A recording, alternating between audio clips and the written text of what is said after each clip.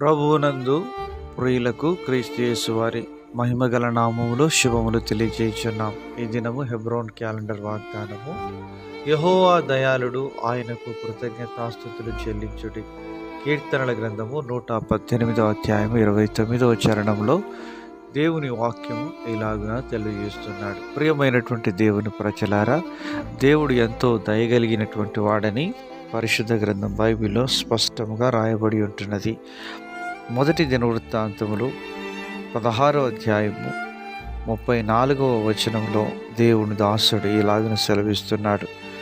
యెహోవా దయాళుడు, ఆయన కృప నిరంతరముండును, ఆయనను స్తుతించుడి అని ఆరాధిస్తున్నాడు. నిజంగా దేవుడు ఎంతో దయగలిగినటువంటి వాడుగా ఉంటున్నాడు.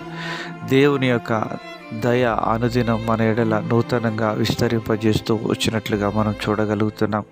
ప్రియమైనటువంటి దేవుని ప్రజలారా, ఆయన దయ ఆయుష్కాలం అంతా కూడా ఉంటుంది. ఆయన కోపము నిమిషం మాత్రం ఉండదు, కానీ ఆయన యొక్క దయ ఆయుష్కాలం అంతా కూడా మనకు విస్తరింపచేస్తుందని దేవుని వాక్యంలో రాయబడి ఉంటున్నది. ప్రియమైనటువంటి దేవుని ప్రజలారా, దేవుడు దయగలిగినటువంటి వాడు. దేవుడు క్షమించుటకు సిద్ధ మనసు కలిగినటువంటి వాడు. ఎందుకనగా యథార్థతను బట్టి ప్రజలకు న్యాయం తీర్చును, నలిగిన వారికి తాను మహాదుర్గమగునని దేవుని వాక్యం సెలవిస్తూ ఉంటున్నది. దేవుని ప్రజలారా, మరి ఆయన నీ ఎడల నా ఎడల దయచూపి సిలువలో మన కొరకై తన ప్రాణం పెట్టి, తండ్రి వీరేమి చేయుచున్నారో వీరు ఎరుగరు గనుక వీరిని క్షమించుమని ఆయన సిలువలో మన కొరకు ప్రార్థన చేసిన విధానాన్ని గమనించవచ్చు.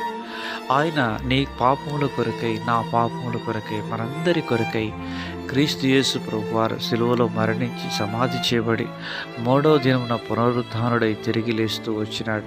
ఆయన సమాధిని జయించిన దేవుడుగా ఉంటున్నాడు. ఆయన దయగలిగిన వాడుగా, ఆయన నీ పక్షంగా ఉండి నీ పాపములను క్షమించి నిత్య జీవానికి నన్ను వారసులుగా చేస్తూ వచ్చినట్లుగా మనం చూడగలుగుతున్నాం. అందుకని కీర్తనకారుడు అంటున్నాడు 106వ కీర్తన 1వ చరణంలో, యెహోవాను స్తుతించుడి, యెహోవా దయాళుడు, ఆయనకు కృతజ్ఞతాస్తుతులు చెల్లించుడి అంటున్నాడు.